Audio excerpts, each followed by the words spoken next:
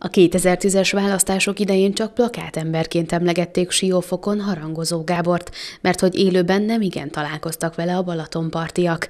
Bár egyszer-egyszer a tó partján nyaralt, de a Tolna megyei gyökerű képviselő Szekszárton és Budapesten, no meg Brüsszelben töltötte a legtöbb idejét.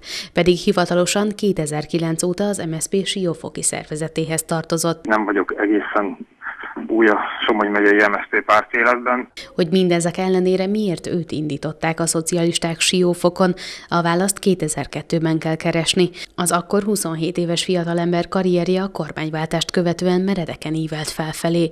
Medgyessy Péter a vérfrissítés jegyében szakértőként alkalmazta a miniszterelnöki hivatalban. Aztán 2004-ben a szocialisták ifjúsági kvótájával került az Európai Parlamentbe. Harangozó Gábor szinte minden vagyonát ebben az időben a szocialista kormányok idején szerezte. 2004-ben társtulajdonosa lett egy budapesti 5. kerületi lakásnak, 2006-ban egy 12. kerületinek, majd 2008-ban egy 6. kerületinek. Közben 2005-ben egy szekszárdi háznak is társtulajdonosa lett.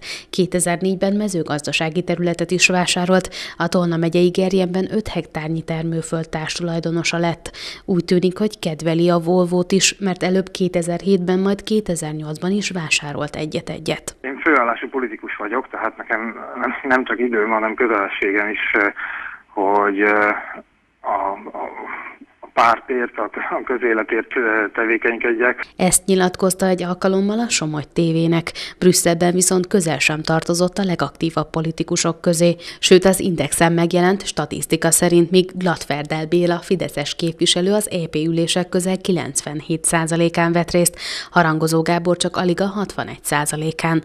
Pedig jól megfizették. Harangozó 2004-ben bruttó havi több mint 1.900.000 forintot kapott a magyar adófizetők pénzéből. Az EP képviselők emellett még számos juttatásban is részesültek. Például hetente egy menettérti utazást fizettek nekik az EP plenáris ülésének helyszínére, és állták a kintartózkodás költségeit, így a szállodát vagy a lakásbérletet. Emellett évente 3500 euró utazási költség általányra is jogosultak voltak. Továbbá 250 euró napi díjat is kaptak. És akkor még nem beszéltünk arról a havi apanázsról, amely a képviselő itthoni költségeit volt hivatott fedezni, az EP által fizetett biztosításról és az évi fizetésének 3,5%-ot elérő nyugdíjbefizetésről. Mindezek után Harangozó Gábor 2012-ben az Orbán kormányt bírálta az egykulcsos adórendszerért, mondván ezt azért vezették be, hogy a hazai kormánypárti képviselők így jobban keressenek.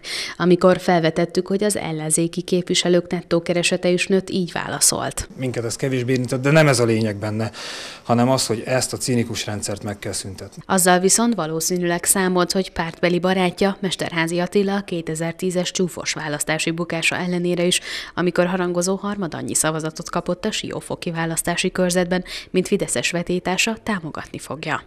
Így is történt, Mesterházy mindkét testvért, Harangozó Gábort és öccsét Tamást is magához emelte, és 2014-ben biztos bejutó helyen szerepeltek a baloldali összefogás országos listáján. Az MSZP-n belüli akkori állapotokra jellemző, hogy Harangozó Gábor 20 hellyel előzte meg a párt mostani elnökhelyettesét, Gőgös Zoltánt.